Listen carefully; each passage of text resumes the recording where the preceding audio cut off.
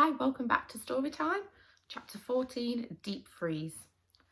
The four children travelled along corridor after corridor into the basement of Lord Funt Hospital. They passed the boiler room. Tom peered in as he struggled to push Amber in her wheelchair.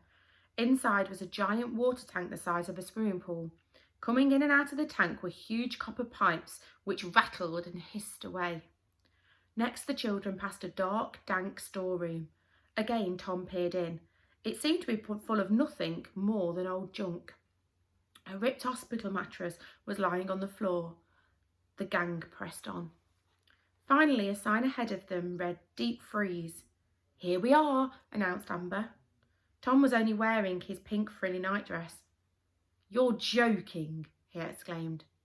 "What do you mean?" replied Amber. "We can't go into the deep freeze," protested the boy. As they opened the door to what was a giant freezer which stored tons of hospital food, Amber said, "We're not going into the deep freeze. We're going to the North Pole." "The North Pole?" asked Tom. He looked towards Robin and George, but they did not react. "What do you mean, we're going to the North Pole?"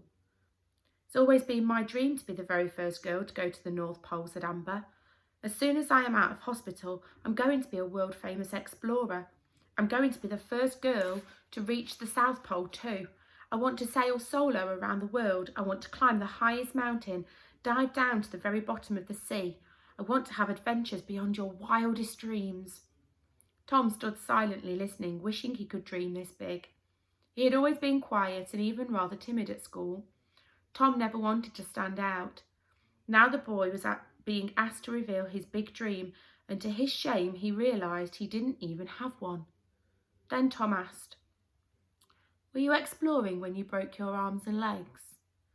George gave Tom a look as if to say, "Don't go there." As for Amber, she looked extremely annoyed at being asked the question.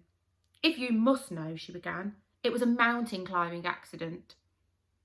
"Well, that isn't strictly true, is it, dear?" said Robin. The girl was starting to look uncomfortable. "Well, all right, I was doing mountain climbing training." This still sounded impressive to Tom. "I wouldn't exactly call it mountain climbing training," said Robin. "What would you call it then, clever clogs?" snapped the girl. "I would call it falling off the top bunk bed," answered Robin dryly. Tom tried hard not to laugh, but he just couldn't help himself. He burst into helpless laughter, followed closely by George. Within minutes, the rather dry Robin was laughing too. "Silence, the lot of you!" screamed Amber. Seeing how angry this was making the only girl, the boys laughed even more. "I'm waiting," she said, sounding rather like a teacher. Eventually, the laughter died down and Amber announced, "Come on, you silly boys. We are going to be the very first children to reach the North Pole." George beckoned Tom to help him, and together the pair slid open the huge metal door to the freezer room. A blast of Arctic air hit the four full in the face.